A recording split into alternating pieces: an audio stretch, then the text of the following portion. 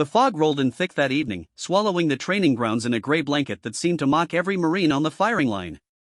Staff Sergeant Maria Santos stood at position 12, her M4 carbine steady in her hands despite the tremor of doubt creeping into her chest. Around her, she could hear the frustrated curses of her fellow Marines as shot after shot missed the barely visible targets. "This is impossible," muttered Corporal Jenkins from the position to her left. His voice carried the weight of 3 failed attempts, each bullet disappearing into the white void without finding its mark. The night vision scopes were useless in this soup, and the thermal imaging struggled to cut through the dense moisture hanging in the air like a living thing. Maria had grown up different from most of the Marines around her. While they had spent their childhoods playing video games and hanging out at malls, she had been tracking deer through the dense forests of northern Michigan with her grandfather. Old Pete Santos had been a hunter before the world knew what political correctness meant, and he had taught his granddaughter that patience and intuition mattered more than fancy equipment. "Feel the wind, Mija," he used to whisper as they crouched in the pre-dawn darkness, waiting for the perfect shot. "Listen to what the forest tells you. The animals know things we don't, but if you're quiet enough, they'll share their secrets." Now, standing on this fog-shrouded range at Camp Pendleton, those childhood lessons seemed more relevant than any military manual. The other Marines were fighting the conditions, cursing the weather and blaming their equipment. Maria closed her eyes and let her grandfather's voice echo in her memory. The wind carried sounds differently in the fog. She could hear the subtle creaking of the target mechanisms, could sense the slight vibration in the ground when they moved. Her breathing slowed, matching the rhythm her grandfather had taught her during those early morning hunts when the world was quiet and full of possibility. "Santos, you're up," called out the range instructor, Gunnery Sergeant Williams. His voice cut through the fog with military precision, but Maria could hear the frustration beneath it. 23 Marines had already failed this drill, and the night was getting later. Budget constraints meant they only had 4 hours of range time, and more than half of that had already been wasted on missed shots and muttered excuses. Maria stepped up to the firing line, her boots finding their grip on the damp concrete. The fog seemed to press against her like a living thing, cold and clammy against her skin. She could barely make out the outline of her own rifle, let alone the target somewhere in the distance. Behind her, she heard Corporal Martinez whisper to his buddy, "Watch this. Santos thinks she's some kind of sharpshooter, but this fog will humble her real quick." The comment stung, but not because it was cruel. It stung because Maria knew they all saw her as the outsider, the quiet one who didn't drink with them after training or share their jokes about weekend conquests. She had always been different. In high school, while her classmates were worried about prom dates and college applications, Maria was planning her escape route from a small town that felt like a trap. The Marines offered that escape, but they also offered something else, the chance to prove that being different wasn't the same as being weak. The rifle felt familiar in her hands, an extension of her body rather than just a tool. She had learned to shoot with her grandfather's old Winchester, a rifle that kicked like a mule and required perfect form to hit anything smaller than a barn. The military weapons were precise instruments by comparison, but they still demanded respect and understanding. "Target distance, 400 meters, announced Gunnery Sergeant Williams. Visibility near zero. You have 4 rounds to engage 4 separate targets. Clock starts now. 4 rounds. 4 targets." In normal conditions, this would be a routine drill for any Marine worth their uniform. But these weren't normal conditions, and 23 failed attempts had already proven that conventional wisdom wasn't going to work tonight. Maria settled into her shooting stance, feeling the familiar weight distribution that her grandfather had drilled into her muscle memory. The fog swirled around her like a living thing, and she found herself remembering a particular hunting trip when she was 15. They had been tracking a massive buck for 3 days through terrain that seemed designed to frustrate hunters. The deer was smart, using the thick underbrush and changing wind patterns to stay one step ahead. On the 3rd morning, fog had rolled in so thick that Maria couldn't see her own feet, let alone track anything. "We should head back, Grandpa," she had whispered. "This is impossible." Old Pete had smiled, his weathered face barely visible in the gray soup surrounding them. "Impossible is just another word for something you haven't figured out yet, Mija. Close your eyes. What do you hear?" That morning, she had learned to hunt with more than just her eyes. The forest spoke in a language of subtle sounds and tiny vibrations, of scent carried on the wind and the feeling of life moving through the landscape around her. When she finally took the shot, it was because she knew exactly where the deer was standing, even though she couldn't see it. Now, 24 years old and, standing on a Marine training range, Maria found herself closing her eyes again.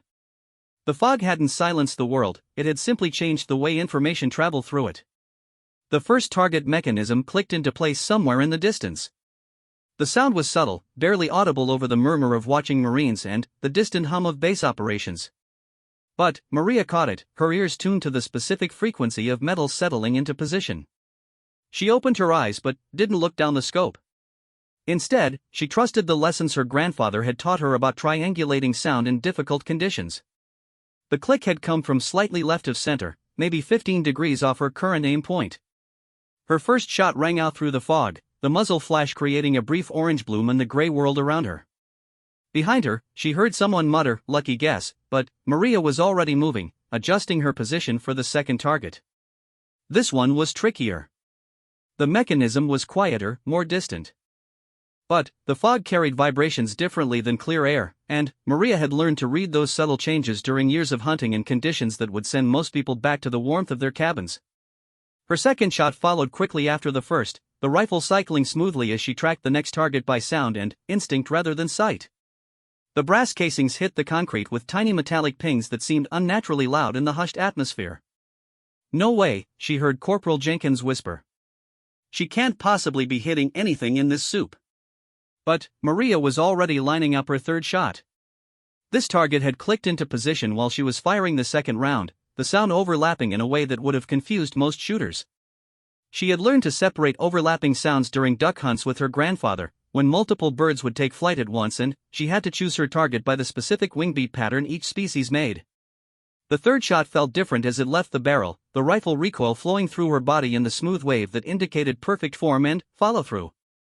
Her grandfather had taught her that shooting was like dancing with a partner who never made mistakes, as long as you were willing to listen and respond to the subtle cues.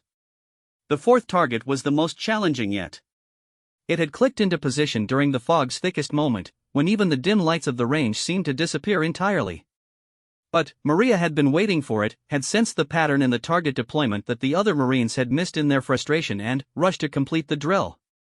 Her final shot was the most confident of all, her body moving in the smooth rhythm that her grandfather had called the hunter's dance. When the rifle settled back into position, she knew with quiet certainty that she had found her mark. The fog began to thin slightly, enough for the range officials to check the targets with their spotting scopes. Behind her, 23 Marines waited in silence that felt heavier than the fog itself. "Holy shit," came Gunnery Sergeant Williams' voice over the range communications system. 4 targets, 4 hits. Center mass on all 4. The silence stretched for another heartbeat before exploding into a mixture of congratulations and disbelief. Maria set her rifle to safe and stepped back from the firing line, her heart pounding with a mixture of relief and quiet satisfaction. Corporal Martinez approached her, his earlier skepticism replaced by something that looked like respect. "How the hell did you do that, Santos?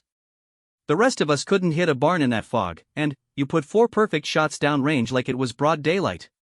Maria considered her answer carefully. She could tell them about her grandfather, about the hunting trips and the lessons learned in the deep woods of Michigan. She could explain about listening to the forest, about trusting instincts that most people had forgotten they possessed. But, looking at their faces, she realized they wouldn't understand. They were good Marines, but they had learned to shoot in controlled environments with perfect visibility and standardized procedures. "Just got lucky, I guess," she said finally, though they both knew luck had nothing to do with it. Gunnery Sergeant Williams approached the group, his clipboard filled with notes and performance scores. "Santos, that was some impressive shooting. But I want to understand how you did it. This isn't a trick we can teach if we don't understand the method behind it." Maria looked at the faces surrounding her, Marines who had become her brothers and sisters through shared hardship and common purpose. They deserved a better answer than false modesty, but she also knew that some lessons couldn't be taught in a classroom or on a standardized range. "My grandfather taught me to hunt in conditions where you can't rely on your eyes," she said finally. "You have to use everything else: hearing, feeling, instinct." The targets still made noise when they deployed. The fog doesn't silence everything, it just makes you work harder to hear what matters. The group fell quiet again, processing this information in the way that Marines processed anything that might give them an edge in combat. Maria knew that tomorrow they would all be practicing with their eyes closed, trying to replicate what she had done through sheer force of will and repetition. But she also knew that what she had drawn upon tonight went deeper than technique or training. It reached back to childhood mornings in the forest with an old man who understood that the world spoke in languages most people had forgotten how to hear. As the fog continued to lift and the other Marines prepared for their second attempts at the drill, Maria found herself thinking about her grandfather's hands. They had been rough from decades of outdoor work, scarred from fishhooks and hunting accidents, but gentle when he showed her how to hold a rifle or track an animal through difficult terrain. The weapon is just a tool, Mija, he had told her during one of their last hunts together before she shipped off to boot camp. The real skill is in reading the world around you and understanding your place in it. Most people try to impose their will on their environment. Hunters learn to work with it instead. Tonight, she had worked with the fog instead of fighting it, had used the challenging conditions as an ally rather than an enemy. It was a lesson that went beyond marksmanship, touching something fundamental about how she approached obstacles and uncertainty. The range lights began to brighten as the fog lifted further, revealing the targets that had seemed so impossibly distant just moments before. Four metallic silhouettes stood in the distance, each bearing the unmistakable mark of a center mass hit. Maria cleaned her rifle with the methodical care her grandfather had taught her, each motion precise and respectful. The weapon had performed perfectly tonight, but it had only been as effective as the person wielding it. Tomorrow, she would have to prove herself again in different conditions, with different challenges. But tonight had been about more than marksmanship or military training. It had been about honoring the lessons of an old man who had seen something special in a young girl and had taken the time to share the wisdom that couldn't be found in any manual or textbook. As she walked back toward the barracks with her fellow Marines, Maria could almost hear her grandfather's voice on the wind, proud and satisfied with the way she had carried his teachings into her new life as a Marine. 3 weeks after the fog incident, Maria found herself sitting across from Colonel Patricia Hayes in an office that smelled of coffee and military efficiency. The colonel's desk displayed photos of deployments spanning 2 decades, each image telling stories of missions completed and challenges overcome in places most people only saw on news reports. "Your performance on the night shooting drill has caught some attention, Santos," Colonel Hayes said, her fingers steepled over a manila folder that contained Maria's service record. "We've had requests from 3 different specialized units, all wanting to know if you'd be interested in additional training opportunities." Maria shifted slightly in her chair, uncomfortable with the attention her success had generated. She had joined the Marines to serve her country and challenge herself, not to become some kind of curiosity or overnight sensation. The past 3 weeks had been filled with congratulations from officers she had never met and questions from fellow Marines who wanted to understand her secret technique. "With respect, ma'am, I just did my job," Maria replied. Any Marine would have done the same given the right circumstances.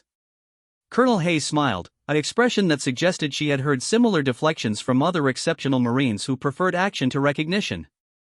"Santos, 23 experienced Marines failed that drill. You completed it perfectly under impossible conditions. That's not luck or circumstance, that's skill combined with something we can't easily quantify or teach."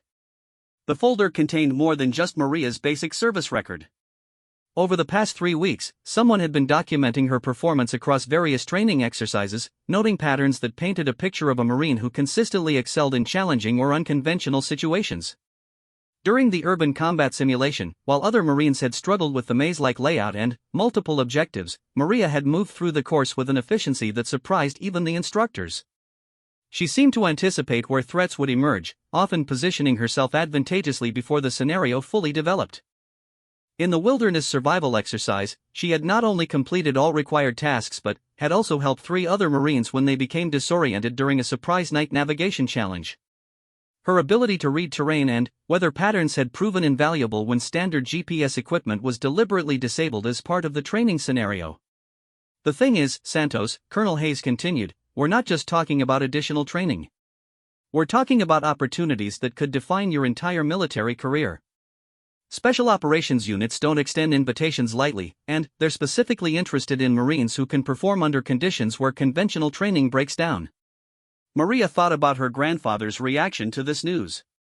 Old Pete had always been proud of her decision to join the Marines, but he had also worried about the dangers that came with military service. He would have been amazed to learn that the skills he had taught her during their hunting trips were opening doors to opportunities he could never have imagined. The conversation was interrupted by a knock on the office door. Master Sergeant David Rodriguez entered, his bearing suggesting someone accustomed to dealing with complex situations and difficult decisions. Maria recognized him from the advanced marksmanship course, where he served as one of the senior instructors. "Colonel Hayes, I hope I'm not interrupting," he said, "but I wanted to discuss the Santos situation before any final decisions are made."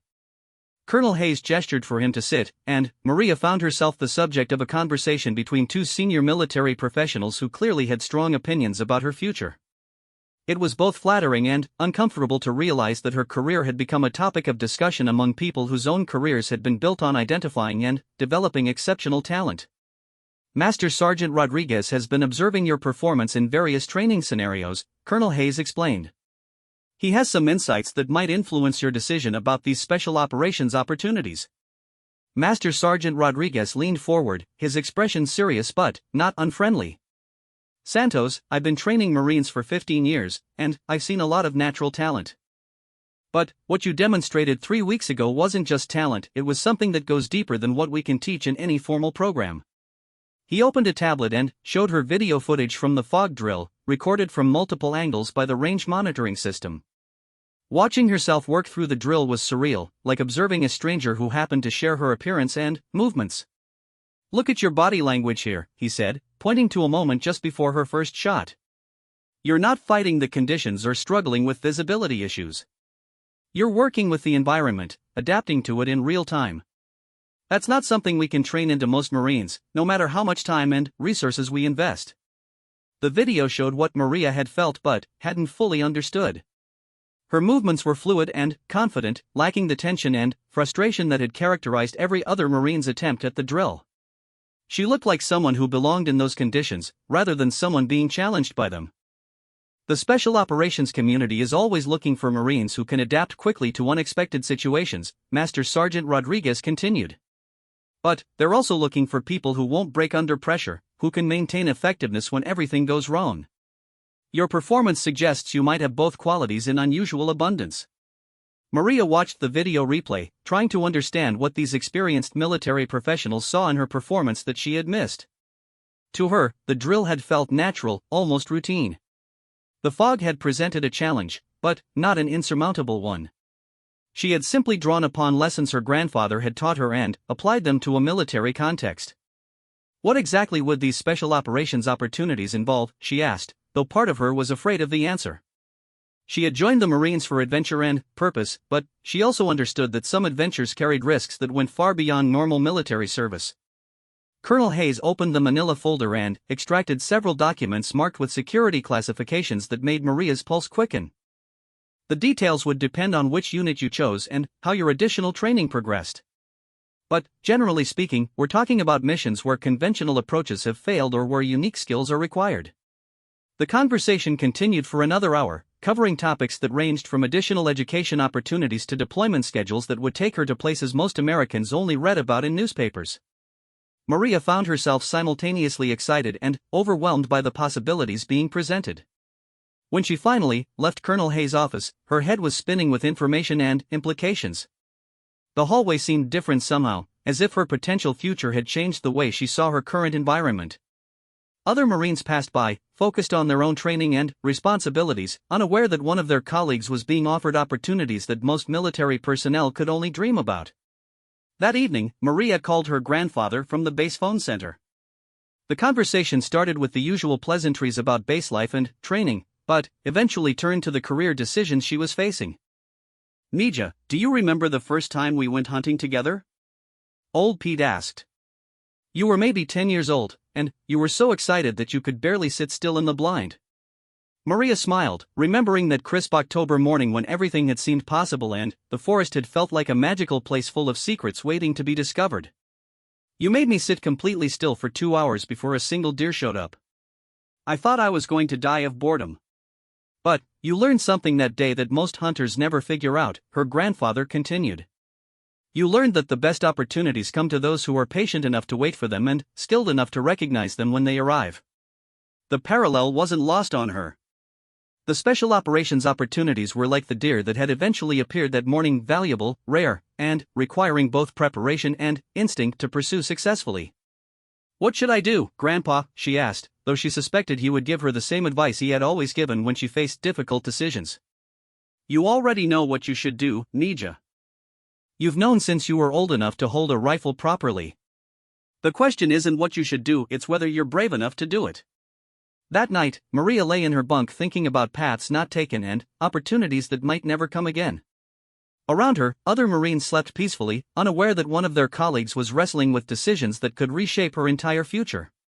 She thought about her hometown in Michigan, where life moved at a predictable pace and the biggest excitement was usually the high school football team's performance in the state playoffs. She had left that world behind because it felt too small, too limited for someone who wanted to test themselves against greater challenges.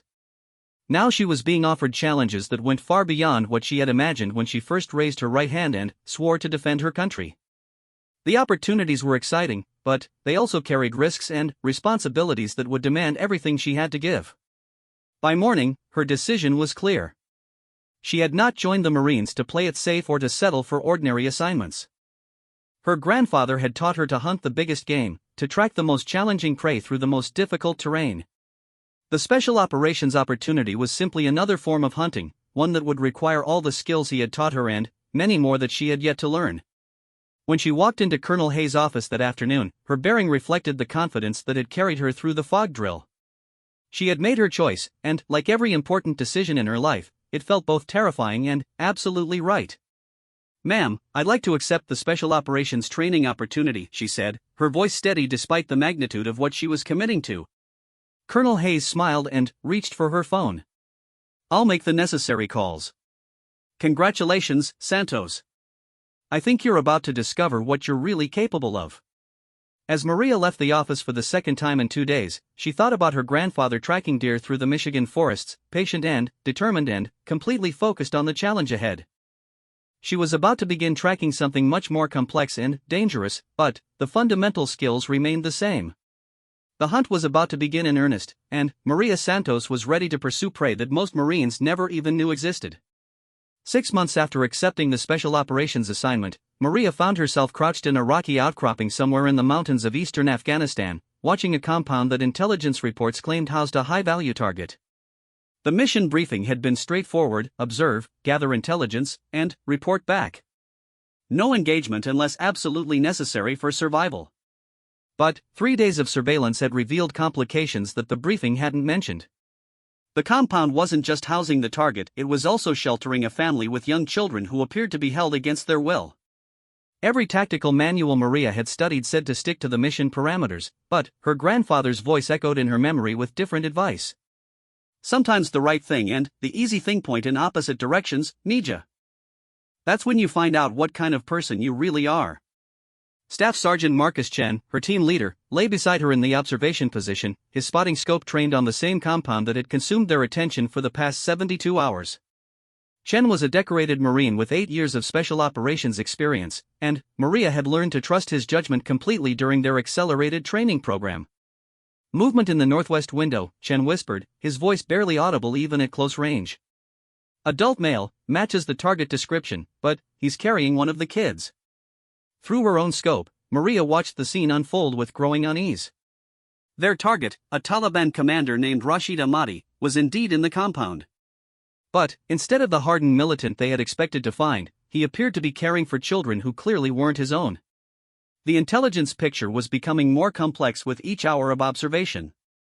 The mission had begun as a routine surveillance assignment, the kind of operation that special operations teams conducted dozens of times each year across various theaters of operation. Locate the target, confirm his presence and activities, gather actionable intelligence for future operations. Clean, simple, and well within the capabilities of Maria's 4-person team. But Afghanistan had a way of complicating simple missions, and this one had started revealing contradictions almost immediately. The compound was isolated and defensible, exactly what they would expect from a militant hideout. But it also showed signs of being used as a refuge for displaced families, with clothing lines and cooking fires that suggested a community rather than a military installation. "Chen, are you seeing what I'm seeing?" whispered Corporal Jake Morrison from his position 30 meters to their left.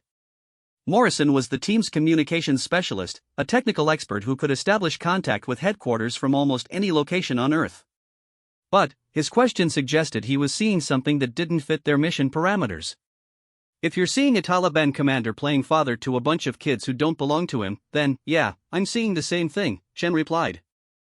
His voice carried the frustration of a professional soldier confronting a situation that didn't match any scenario covered in their training manuals. The fourth member of their team, Petty Officer Sarah Williams, was positioned on the opposite side of the compound with the team's heavy equipment and emergency communication gear. Williams had cross-trained from the Navy SEALs, bringing expertise in maritime operations that had proven valuable during their insertion phase. More importantly, she had experience in hostage situations and crisis negotiation that might become relevant if their mission parameters suddenly expanded. Maria adjusted her position slightly, trying to get a better view of the compound's interior layout. The building was larger than it appeared from their initial approach, with multiple rooms and what appeared to be a basement level. Their thermal imaging equipment had detected at least 12 heat signatures, but distinguishing between adults and children was proving difficult given the limitations of their technology. Santos, what's your assessment? Chen asked. As the newest member of the team, Maria often found herself being tested with questions that had no clear correct answers. But she had learned that Chen valued honest analysis over politically safe responses. "Sir, I think our intelligence was either incomplete or deliberately misleading," she said carefully. "This isn't a militant compound in any conventional sense. It looks more like a safe house for refugees, with our target serving as some kind of protector rather than a threat." The admission was risky for several reasons. Military intelligence was rarely wrong about basic facts, and questioning the mission briefing could be interpreted as insubordination by commanders who valued adherence to orders above independent thinking. But Maria had learned to trust her instincts, and everything about this situation felt wrong. Chen lowered his spotting scope and looked at her directly. "That's a pretty serious assessment, Santos. Are you confident enough in that conclusion to put it in an official report?" The question carried implications that went far beyond this single mission. Special operations teams were expected to provide accurate intelligence that would inform larger strategic decisions. If Maria was wrong about the nature of the compound, her assessment could lead to missed opportunities or failed missions. If she was right, then someone higher up the chain of command had either made a serious mistake or was operating with information they hadn't shared with the field team. "Yes, sir," Maria replied. "I've been watching this place for 3 days, and nothing about it matches the behavioral patterns we'd expect from a militant stronghold. The target is caring for children, the compound is being used as a community space, and there's no evidence of weapons storage or tactical preparation." Over the next several hours, the team continued their surveillance while grappling with the growing disconnect between their mission briefing and observed reality. Maria found herself thinking about hunting trips with her grandfather, specifically the times when they had tracked an animal only to discover that their initial assumptions about its behavior were completely wrong. "Sometimes you track what you think is a dangerous predator only to find an animal that's protecting its young," old Pete had told her after a particularly memorable encounter with a black bear that had seemed aggressive until they realized it was defending cubs hidden nearby. The key is staying flexible enough to change your assessment when new information becomes available. That evening, as the compound settled into its nighttime routine, the team gathered for a communication check with their headquarters. The conversation would determine whether they continued their surveillance mission or requested additional resources to address the hostage situation they believed they had discovered. "Base, this is Eagle 4, Chen spoke into his encrypted radio. "We have completed initial assessment of the target compound and need to discuss mission parameters." The response came through clearly despite their remote location. "Eagle 4, this is Base. Report your assessment." Chen looked at each team member before responding, a silent acknowledgement that they were about to cross a line that might complicate their mission considerably. "Base, the target is present at the specified location, but the situation is not consistent with mission briefing. We have evidence of non-combatants, including children, who appear to be in a hostage or refugee situation." The radio silence stretched for nearly a minute before Base responded. "Eagle 4, clarify your assessment. Are you reporting civilian hostages at the target location?" Maria realized that this moment would define not only their current mission but possibly her entire career in special operations. The easy answer was to stick to their original orders, observe the target, and let someone else deal with the complexities. The harder answer was to acknowledge what they were actually seeing and accept responsibility for the consequences. "Base, affirmative," Chen finally replied. "We assess approximately 8 to 10 civilian non-combatants, including at least 4 children, who appear to be under the protection of the target individual. Recommend immediate reassessment of mission parameters." What followed was a series of communications between their team and various levels of command that stretched well into the night. Maria listened to the back-and-forth discussions about rules of engagement, humanitarian considerations, and operational priorities while keeping her scope trained on the compound below. During one of the communication breaks, Morrison crawled over to her position. Santos, Chen told me this assessment was primarily based on your observations. Are you absolutely certain about what we're seeing down there? The question was fair, given the implications of their report. If they were wrong about the civilian situation, they might be allowing a dangerous militant to escape justice. If they were right but failed to act appropriately, they could be complicit in allowing innocents to remain in danger. Morrison, I've been hunting since I was old enough to hold a rifle, Maria replied. I know the difference between a predator and a protector. What we're seeing down there is a man taking care of people who need help, not a militant planning attacks on coalition forces. By dawn, new orders had arrived that fundamentally changed their mission. Instead of simple surveillance, they were now tasked with attempting to make contact with the target to verify the civilian situation and, potentially, facilitate a rescue operation.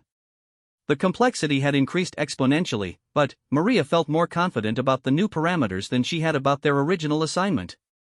As the team prepared for what might become a direct engagement with their target, Maria checked her equipment with the methodical care her grandfather had taught her. Every tool had to be ready, every contingency considered, every possible outcome planned for as thoroughly as possible. You know, Santos, Chen said as he reviewed their approach plans, 6 months ago you were just another Marine who could shoot in bad weather. Now you're making tactical assessments that are reshaping our entire mission. That's quite an evolution. Maria thought about the fog drill that had started this journey, about the night when she had trusted her grandfather's lessons more than conventional military wisdom. The principles remained the same: observe carefully, trust reliable instincts, adapt to changing conditions, and never lose sight of what truly mattered. Sir, my grandfather used to say that hunting teaches you to see things as they really are, not as you expect them to be, she replied. I think that applies to more than just tracking deer through the forest. As the sun rose over the Afghan mountains, Maria Santos prepared for a mission that would test everything she had learned about reading people, situations, and the complex moral landscape of modern warfare. The skills her grandfather had taught her during peaceful hunting trips in Michigan were about to be applied in circumstances he could never have imagined, but the fundamental wisdom remained unchanged. The hunt was entering a new phase, one that would require all of her abilities and several she was still discovering she possessed. The approach to the compound required everything Maria had learned about moving through hostile territory without detection. The terrain was rocky and unforgiving, offering good cover but also presenting numerous opportunities for a misstep that could compromise their entire mission. As point person, she led the team through a route that took advantage of natural concealment while maintaining visual contact with their target location. 3 hours after sunrise, they reached a position within 50 meters of the compound. Close enough for direct communication, far enough to provide tactical options if the situation deteriorated rapidly. Maria could see individual faces through her scope now, and what she observed confirmed her earlier assessment about the civilian population.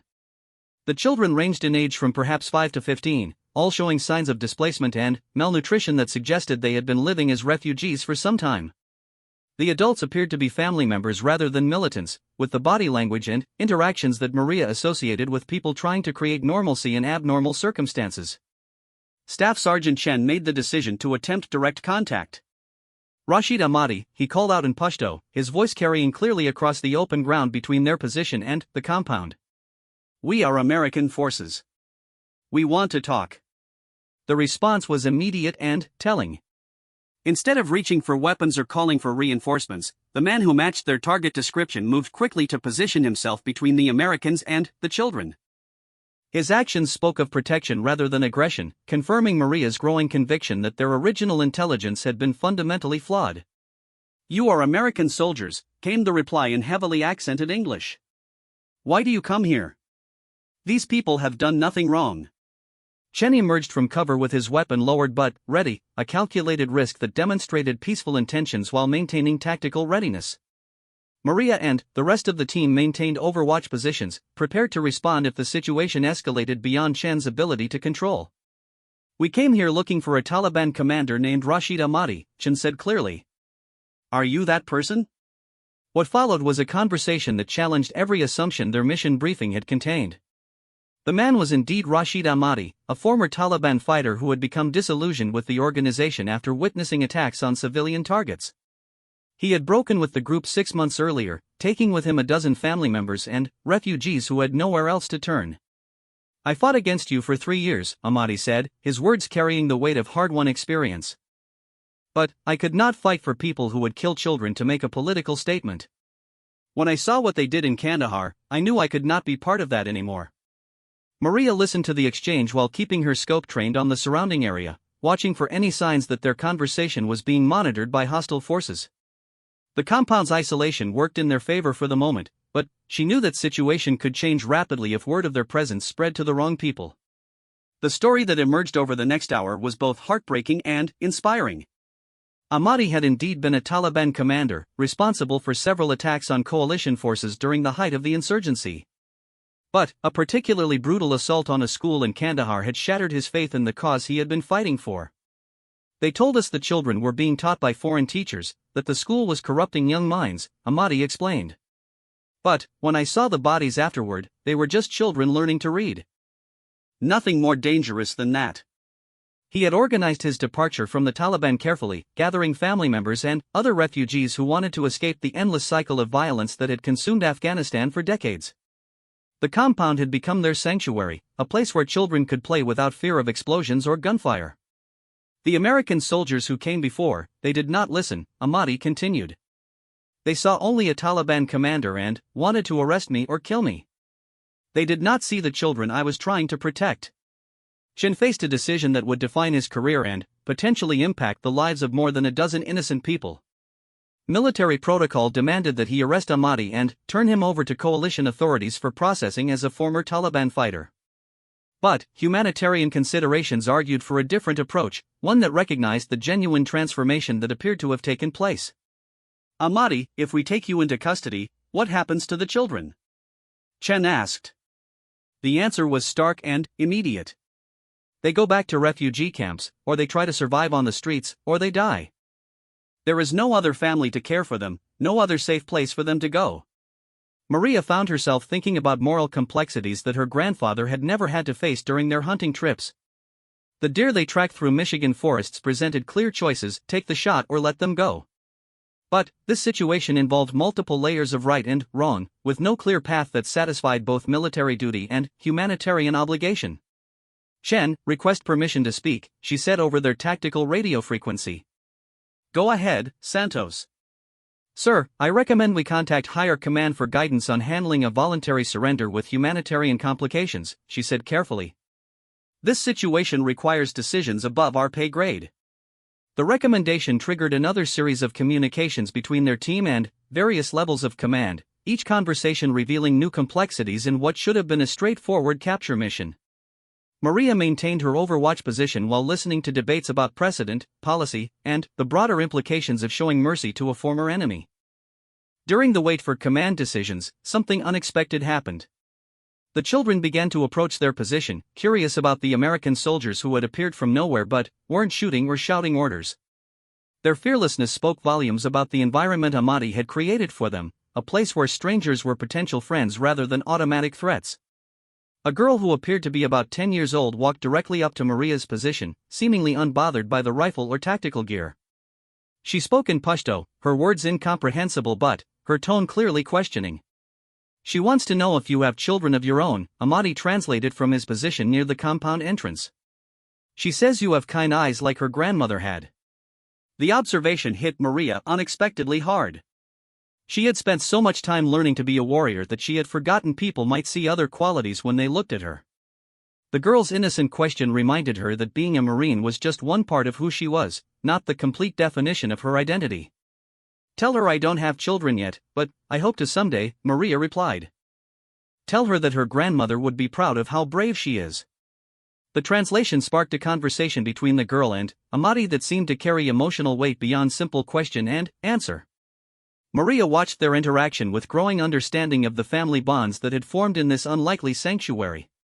"She says her grandmother told her that soldiers fight because they love their families," Ahmadi explained. "She wants to know if American soldiers love their families the same way her father loved his." The question struck at the heart of everything Maria had been struggling to understand about this mission. The girl's father was presumably dead, another casualty of the conflict that had consumed Afghanistan for more than 2 decades. But his daughter still believed in the possibility that love could motivate actions across cultural and political boundaries. "Tell her yes," Maria said without hesitation. "Tell her that American soldiers fight to protect children like her, no matter where they live or what language they speak." 2 hours after their initial contact, new orders arrived that reflected the complexity of the situation they had uncovered. Instead of a simple arrest operation, their mission had evolved into a humanitarian evacuation that would relocate Ahmadi and his charges to a secure location where their safety could be guaranteed. The logistics were complicated, requiring helicopter support and coordination with multiple agencies responsible for processing refugees and former combatants. But the decision reflected a recognition that some situations required solutions that went beyond standard military procedures. As they prepared for the evacuation, Ahmadi approached Maria's position with the same 10-year-old girl who had asked about her family. The former Taliban commander's English was better than he had initially revealed, suggesting intelligence and education that complicated the simple narrative of militant extremism. "American soldier, this child has no parents now, but she remembers what her grandmother taught her about judging people by their actions rather than their uniforms," he said. "You could have come here shooting, but instead you listened. That is something her grandmother would have called wisdom." The comment stayed with Maria throughout the complex process of evacuating the compound and its residents. Professional success in special operations was typically measured in terms of objectives completed and enemies defeated. But this mission had achieved something different, something that couldn't be easily quantified in after-action reports or performance evaluations. 6 months later, Maria received a letter delivered through Red Cross channels. It was written in careful English by someone who was clearly still learning the language, but the message was unmistakably clear. The 10-year-old girl from the compound had started school in a refugee resettlement program, and she wanted her American friend to know that she remembered their conversation about love and family. The letter included a drawing that showed 2 figures standing together, one in military uniform, one in traditional Afghan dress, with a group of children playing safely in the background. At the bottom, in carefully printed English letters, was a message that Maria kept in her wallet for the rest of her military career: "Thank you for seeing us as people, not just problems." That evening, Maria called her grandfather from the base phone center, as she had done regularly since joining the Special Operations Unit. But this conversation was different from their usual discussions about training and deployment schedules. "Grandpa, do you remember when you taught me that hunting was about understanding what you were really looking for?" she asked. "Of course, Mija. The best hunters know that what they think they're tracking isn't always what they actually find." "I think I finally understand what you meant," Maria said. "Sometimes you set out looking for one thing and discover something completely different that matters more than what you originally wanted." Old Pete's voice carried the satisfaction of a teacher whose lessons had finally been fully understood. "That's the most important thing I ever tried to teach you, Mija. The ability to change your mind when the evidence shows you were wrong about something. Most people never learn that skill, no matter how smart they are otherwise." As Maria hung up the phone and walked back to her quarters, she thought about the path that had led from a fog-covered rifle range to a compound in the Afghan mountains where a former enemy had become an unexpected ally in protecting innocent children. The skills her grandfather had taught her about hunting and tracking had proven applicable in ways neither of them could have imagined. The fog drill that had started her journey toward special operations had been about hitting targets she couldn't see clearly. But the most important lesson had been learning to trust her instincts about what was actually worth shooting at, and what deserved protection instead. In the end, that distinction had made all the difference between completing a mission and accomplishing something that truly mattered. The hunt had taught her that the most valuable targets weren't always the ones identified in mission briefings, and that sometimes the greatest victory came from choosing not to take the shot when human lives hung in the balance. It was a lesson that would serve her well throughout a career built on the foundation her grandfather had provided during those childhood mornings in the Michigan forest, when the world was full of possibilities and every decision carried the weight of genuine consequence.